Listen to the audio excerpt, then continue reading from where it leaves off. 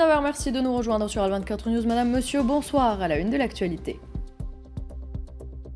Donald Trump dans l'attente d'une réponse de Téhéran concernant une proposition d'accord de paix définitive. Washington exige l'arrêt total des hostilités avant d'aborder les dossiers sensibles dont le programme nucléaire.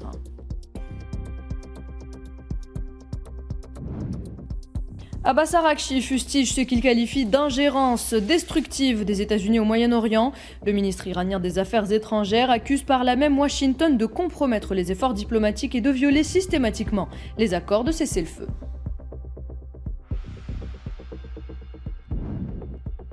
Le président algérien Abdelmadjid Tebboune reçoit Alice Rufo, ministre déléguée auprès de la ministre française des Armées et des Anciens combattants, porteuse d'un message du président français Emmanuel Macron.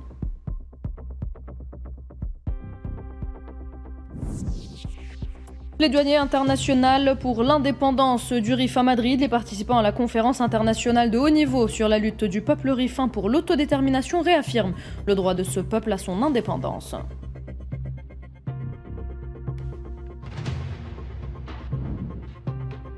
Et puis on parlera du conflit russo-ukrainien. Moscou et Kiev acceptent la trêve proposée par Donald Trump à l'occasion de la commémoration du 81e anniversaire de la victoire de 1945.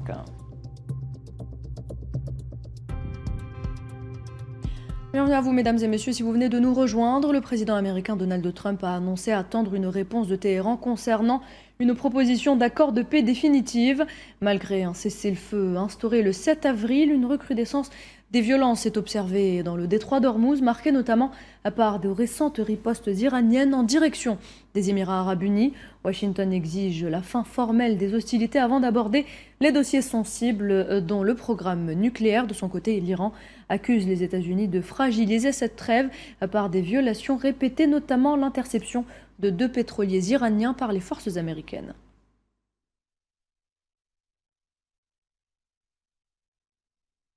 Et lors d'un échange avec son homologue turc, le ministre iranien des Affaires étrangères Abbas Araghchi a fustigé ce qu'il a qualifié d'ingérence destructive des États-Unis au Moyen-Orient. Il accuse Washington de compromettre les efforts diplomatiques et de violer systématiquement les accords de cessez-le-feu. Selon lui, l'aventurisme militaire américain en mer aggrave la méfiance régionale et menace directement la sécurité de la navigation internationale. Araghchi impute ainsi l'instabilité du Golfe Persique aux seules actions illégales des forces américaines.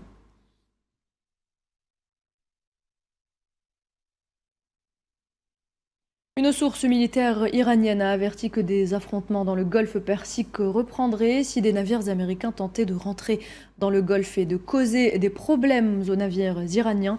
Cet avertissement fait suite à des échanges de tirs survenus jeudi entre les forces iraniennes et américaines dans le détroit d'Ormuz.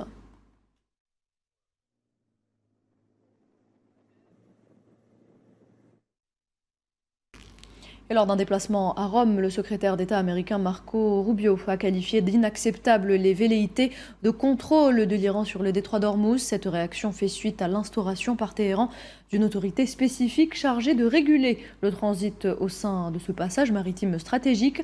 L'Iran revendique désormais la souveraineté sur cette voie navigable internationale. Il s'agit d'une normalisation inadmissible, a précisé Rubio devant la presse. L'Iran prétend désormais que cette voie navigable internationale lui appartient et qu'il a le droit de la contrôler. Il affirme avoir le droit de la contrôler. Que va faire le monde face à cela? Le monde va-t-il accepter que l'Iran contrôle désormais une voie navigable internationale? Car si le monde est prêt à l'accepter, alors préparez-vous, car une dizaine d'autres pays vont commencer à faire la même chose dans leur voie navigable internationale ou dans les voies navigables internationales proches de leurs frontières. C'est une situation inacceptable qu'ils tentent de normaliser. Le commandement central américain a confirmé l'interception de 2 pétroliers iraniens, le MT Sea Star 3 et le MT Sevda, dans le golfe d'Oman le 8 mai. Cette opération réalisée par des chasseurs FA-18 de l'US Navy s'inscrit dans un contexte d'escalade militaire dans le détroit d'Ormuz. L'incident a précédé des affrontements récents dans cette zone stratégique.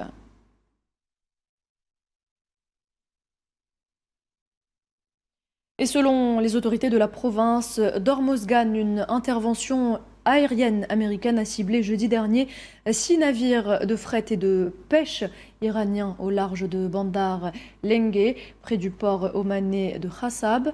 Le gouverneur a confirmé un bilan de 6 marins blessés et 6 disparus parmi les 20 membres d'équipage impliqués, tandis que Téhéran dénonce de son côté une agression contre des civils. Le commandement américain justifie ces frappes comme une riposte à des menaces maritimes dans le détroit d'Ormuz.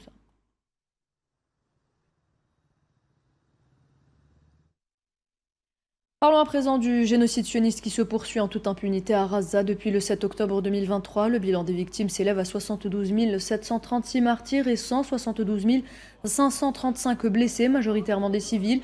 Les autorités sanitaires rapportent que des milliers de victimes demeurent ensevelies à ce jour sous les décombres, compliquant ainsi les opérations de secours. Malgré l'entrée en vigueur du cessez-le-feu le 10 octobre dernier, les bombardements impunis sionistes ont causé 850 martyrs supplémentaires et 2433 blessés.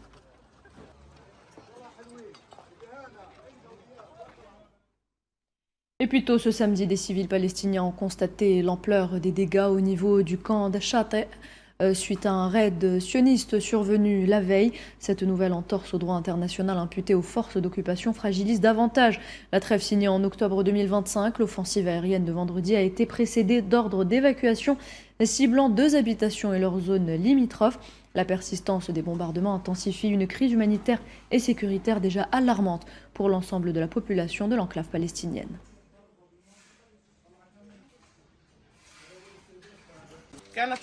Ce fut une heure véritablement terrifiante. Chacun voulait simplement se sauver, sauver ses enfants et trouver un endroit où se réfugier. Mais Dieu merci, ici dans le quartier, tout le monde est là pour s'entraider. Les gens se sont entraidés en accueillant des personnes chez eux avant les frappes et notre retour. Sans avertissement, nous aurions été parmi les disparus, ensevelis sous les décombres, nous et nos enfants.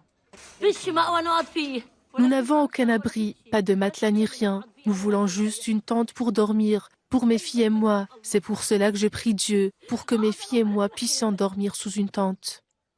Que le Conseil de paix mette fin à la guerre, qu'il arrête la guerre. On n'en peut plus, la vie est dure, la vie est dure. Que puis-je vous dire? C'est difficile de trouver de l'eau. Quand vous pouvez le voir, on porte des cruches. C'est difficile de trouver de la nourriture. Même vivre chez soi est devenu difficile. On a peur qu'il nous arrive quelque chose, même assis chez nous. Vous l'avez vu à l'instant, les habitants du quartier d'Achat sont dévastés. Beaucoup se retrouvent sans abri aujourd'hui. Les détails avec Amal Amazian Zitouni. Dans l'espoir de sauver quelques objets, ces Palestiniens fouillent les débris de cette maison détruite dans le quartier d'Achati. La frappe a causé d'importants dégâts à la maison ciblée et aux maisons avoisinantes. Un incident qui survient dans un contexte de violation continue d'un cessez-le-feu instauré en octobre 2025.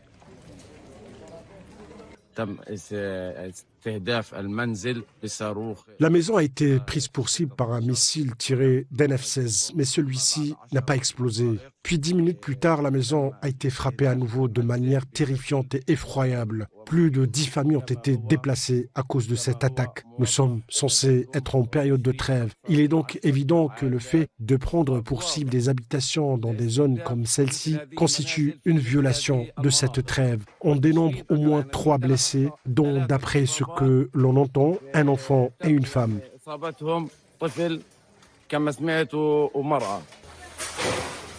Alors que les Gazaouis tentent de survivre malgré les conditions de vie extrêmes après plus de 2 ans de génocide, voilà une nouvelle frappe qui leur rappelle leur détresse quotidienne et le fait de n'avoir nulle part où dormir la nuit. Ma maison a été réduite en ruine. Mes filles et moi étions en train de dormir quand nous avons soudain reçu un appel ordonnant à tout le quartier d'évacuer. Ils ne nous ont laissé que 10 minutes. C'était la procédure d'alerte habituelle. Le premier missile a frappé, mais n'a pas explosé. Le deuxième, comme vous pouvez le voir, a complètement détruit le quartier. Il a tout rasé. Il ne reste plus rien dans le quartier.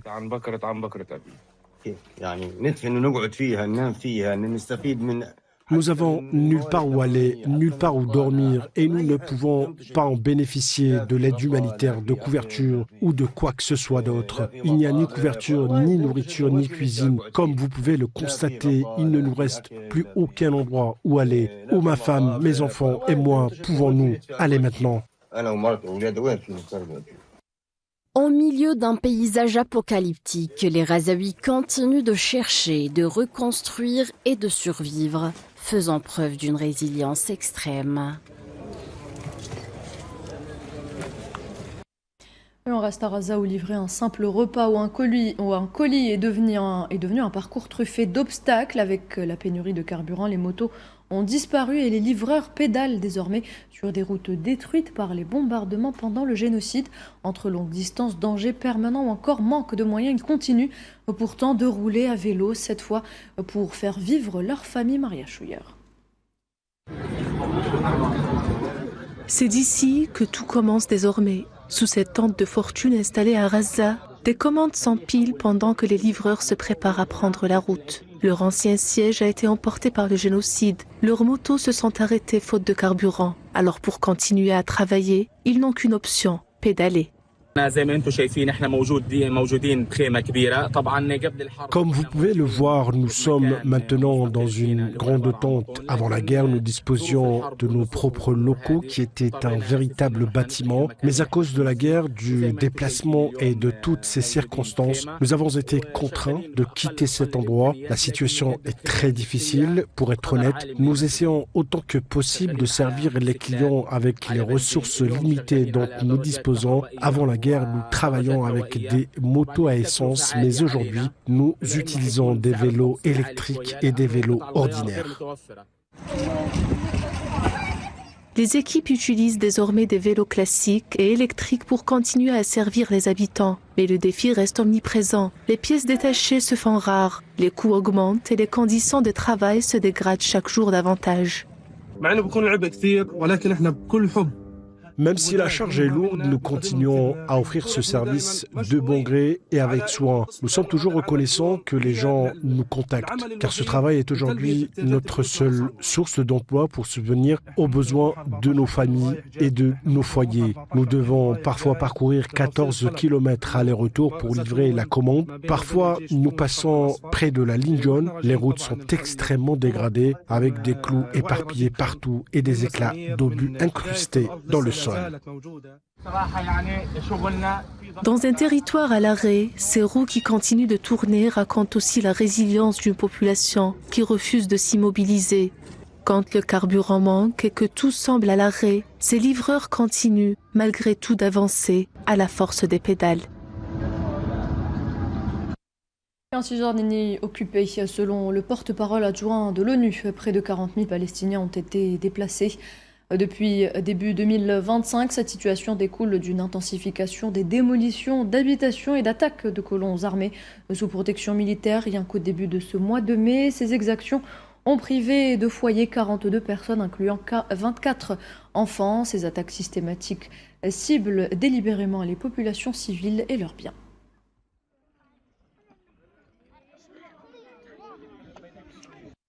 Et sachez également, mesdames et messieurs, qu'une série de raids aériens et de tirs d'artillerie sioniste a visé plusieurs localités du sud du Liban, notamment à Nabatillé et dans le district de Tyr. Selon l'Agence nationale d'information, ces frappes ont causé la mort de 3 personnes et fait plusieurs blessés. Un véhicule circulant sur l'axe Bojahal-Abbasiyeh a été spécifiquement ciblé par un drone. Cette recrudescence des agressions sionistes contre le pays du Cèdre aggrave la situation sécuritaire dans les secteurs ouest et frontaliers du pays.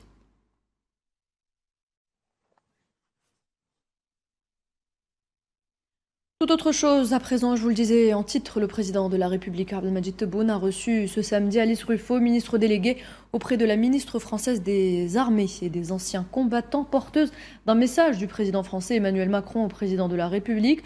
Ruffo a été accompagné de l'ambassadeur de France en Algérie, Stéphane Romaté. L'audience s'est déroulée en présence du ministre d'État chargé de l'inspection générale des services de l'État et des collectivités locales, Brahim Merad, du ministre d'État, ministre des Affaires étrangères, Ahmed Attaf, et du conseiller auprès du président de la République chargé des Affaires diplomatiques, Amar Abba.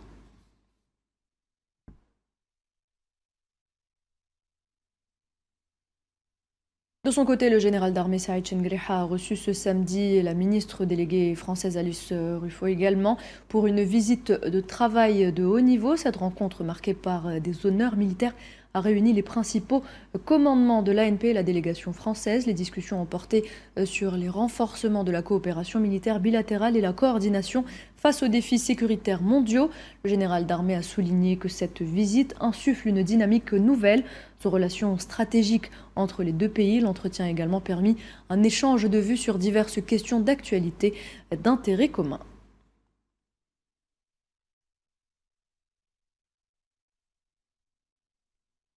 Le président du Conseil de la Nation, Azzouz Nasri, a été reçu ce samedi à Djibouti par le président Ismaïl Omar Guelleh en marge de son investiture pour un nouveau mandat. Représentant le président de la République, Abdelmadjid Tebboune, Nasri a remis une lettre officielle exprimant les félicitations et les vœux de prospérité de l'Algérie au peuple du Djibouti. En retour, le président de l'État djiboutien a salué l'engagement de l'Algérie pour la paix et le développement en Afrique.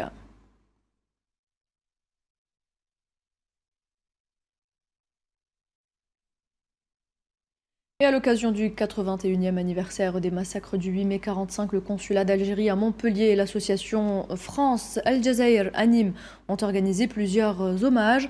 Le programme a débuté par la projection du film Héliopolis et une exposition d'archives inédites illustrant la résistance algérienne. Une levée des couleurs solennelle a ensuite réuni la communauté nationale pour un moment de recueillement. Enfin, une table ronde à Nîmes a mis en lumière le rôle crucial des femmes dans le combat pour la liberté. Ces événements visent à transmettre cette mémoire douloureuse aux jeunes générations et à honorer les sacrifices du peuple algérien.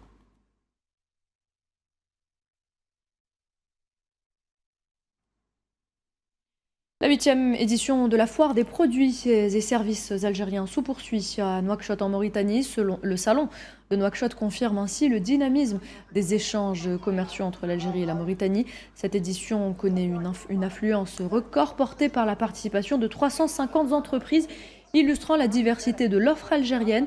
Les secteurs de l'agroalimentaire, de la pharmacie, de l'électroménager ou encore de la santé suscitent un intérêt particulier. Le label Algérie s'impose désormais comme une référence compétitive, renforçant le positionnement stratégique des opérateurs nationaux sur le marché mauritanien.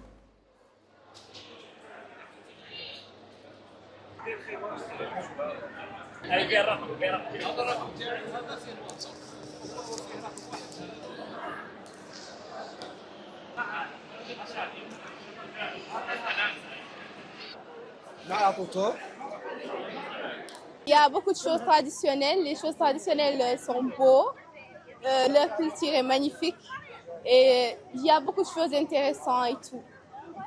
J'ai aimé ce que j'ai vu. Les participants à la conférence internationale de haut niveau sur la lutte du peuple rifin pour l'autodétermination ont souligné la nécessité de lui permettre d'exercer ce droit et de recouvrer son indépendance. Organisée par le Parti national rifin à Madrid pour le centenaire de la fin de la guerre du Rif en 1926, cette rencontre a alerté via des experts et analystes sur la crise humanitaire sous l'occupation marocaine, parallèlement aux manœuvres du Marzen, visant à instrumentaliser le Rif pour menacer la sécurité nationale de pays européens, l'Espagne en tête. خلص المشاركون إلى التأكيد على أن أرض الريف Les participants ont conclu en affirmant que la terre du Rif vit une réalité tragique marquée par la poursuite des souffrances de sa population face à l'injustice et l'oppression. Les participants ont également insisté sur la nécessité d'ouvrir un débat approfondi sur les responsabilités historiques, appelant l'Espagne à revoir ses positions passées et à s'engager dans une approche fondée sur la justice et l'équité envers le Rif occupé et ses habitants.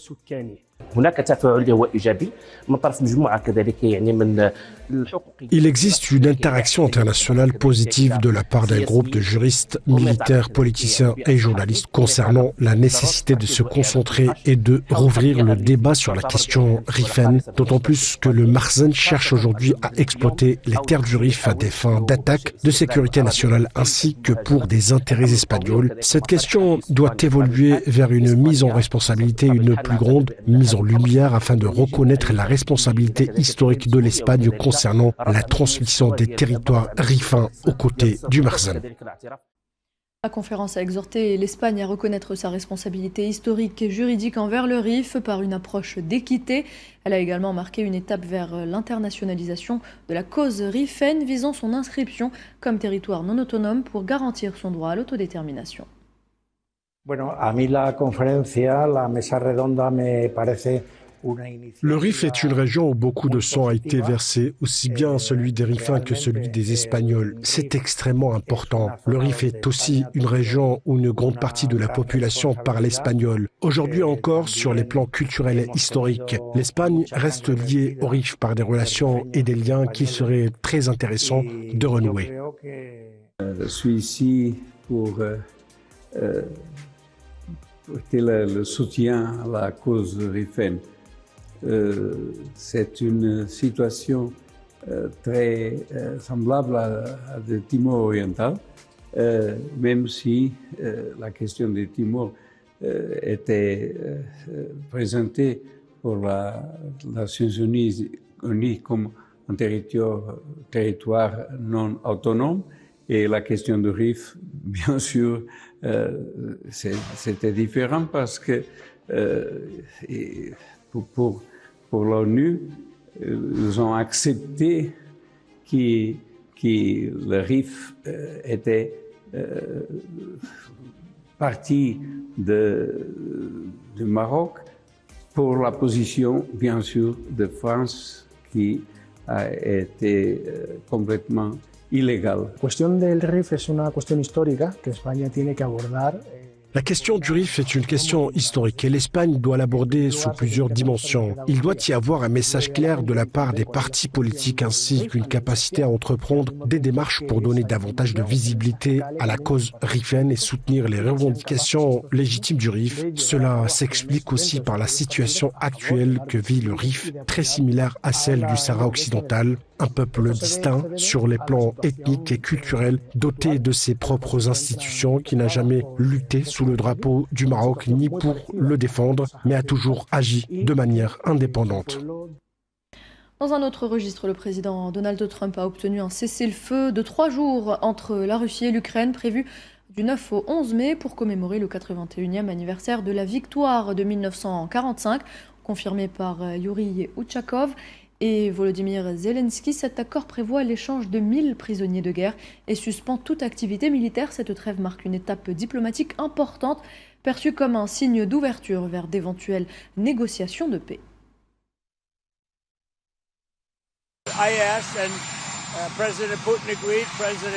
J'ai demandé et le président Poutine a accepté. Le président Zelensky a accepté. Tous deux volontiers. Et nous avons une petite période pendant laquelle ils ne tueront pas de gens. C'est très bien. Et ils ont également accepté de rendre 1000 de chaque côté, 1000 prisonniers. Donc ils vont transférer presque immédiatement 1000 prisonniers de chaque côté. C'est très bien. J'aimerais voir une grande prolongation. Et à l'occasion de la commémoration de cette date historique, un défilé a été organisé en Russie, marqué par une sobriété inédite. Le défilé s'est fait ce samedi sans déploiement de matériel militaire. Le Kremlin invoque des impératifs de sécurité liés au conflit ukrainien.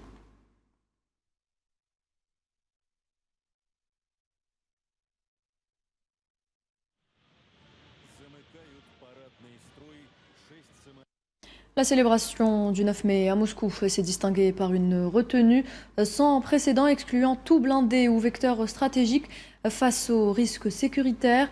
Durant cette cérémonie resserrée de 45 minutes, Vladimir Poutine a assimilé l'engagement actuel au triomphe de 1945, réaffirmant la détermination russe. La présence inédite de contingents nord-coréens a illustré le pivot diplomatique de Moscou après 4 années de confrontation armée en Ukraine.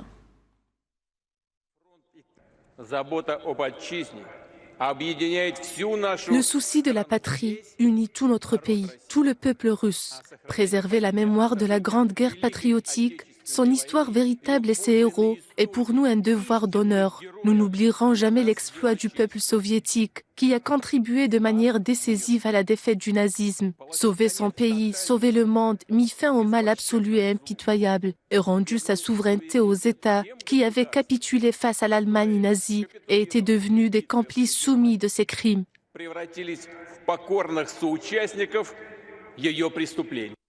On va parler santé en cette fin d'édition. Face à une pandémie de hantavirus sur un navire de croisière, plusieurs pays européens, les États-Unis et le Royaume-Uni, organisent le rapatriement aérien de leurs ressortissants. L'Espagne, de son côté, priorise l'évacuation de ses citoyens, tandis que les autres passagers embarqueront directement dans leurs avions respectifs par mesure de sécurité. Seuls les objets essentiels sont autorisés à bord. Les bagages et la dépouille de la victime seront désinfectés aux Pays-Bas. Je tiens à préciser que ni les bagages ni le corps du défunt ne seront débarqués aux îles Canaries, mais resteront à bord avec une partie de l'équipage. Le navire poursuivra ensuite sa route vers les Pays-Bas, où la désinfection complète et le traitement des effets personnels restants seront effectués conformément aux protocoles internationaux. Et voilà, c'est la fin de cette édition. Merci de l'avoir suivi. Très bonne soirée.